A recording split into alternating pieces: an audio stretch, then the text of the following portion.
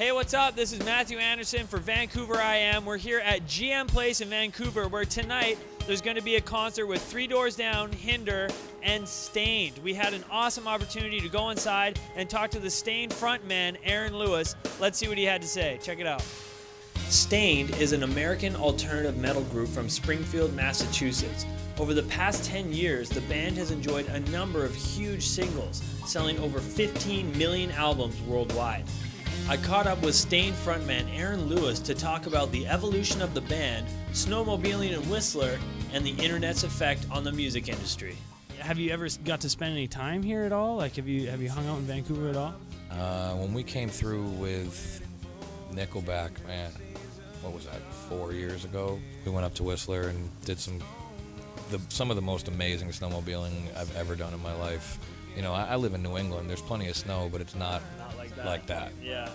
Obviously, part of promoting the album is doing lots of press and doing stuff like this. Is this kind of like the toughest, crappiest part of the job? To me, it is. Yeah. You know, that right there makes me very uncomfortable. It's a necessity. You know, you have to go out there. We're traveling salesmen. That's what we do. We travel around and our show is our sales pitch for you to go out and buy the record. It's psychologically, I'm not really cut out to be a frontman of a band. Yeah. I didn't get into this to be a star. Yeah. I got into this because I like making music, and usually when I try to say something witty or anything like that, I crash and burn miserably, so I just don't say very much. You said you guys have been in the industry for 10 years. Obviously, a lot has changed, especially because of the internet. What do you think about all that, and does it affect how you guys operate now? What it kind of does is it makes people fans of a song. It's going to be a singles-driven market again. And for a band like us that you know puts a lot of time and effort into making sure that there isn't 3 singles on a record and then the rest of the record is shit. You know, it's a full collection of songs. I remember going out and buying my favorite band's record and like carefully unwrapping it and you know, before you even listen to the record, opening up the CD and getting the CD jacket out and looking through everything, and it's all gone when you just download it off the computer. You have like 3 children. I mean, they're going to be growing up in a day and age where that doesn't really happen anymore. It's kind of crazy. Everything's changing way too quickly. The illusion of progress. Yeah, there you go. Which brings us to the album. You guys have said that you took a little more time than usual working on this album, and it's a bit of a departure from some of the stuff that you've done before. So maybe you can explain that a little bit.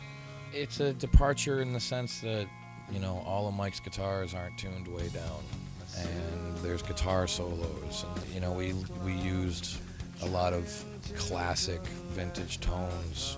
Also working with Johnny K, he's worked with Three Doors Down and Disturbed and Finger 11. You guys said that sort of the process with him was a little different than working with other producers you've worked with before? It was just an easy, enjoyable, flowing process where none of the tediousness really came into play at all.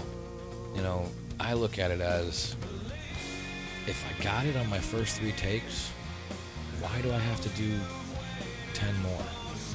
Now, the album is called Illusion of Progress, which, you know, I thought there was a really interesting story, you know, where you guys were kind of all standing around.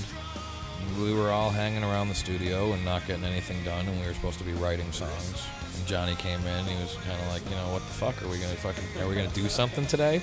Or are we just gonna hang out and tell jokes? And I was like, yeah, it's like the illusion of progress.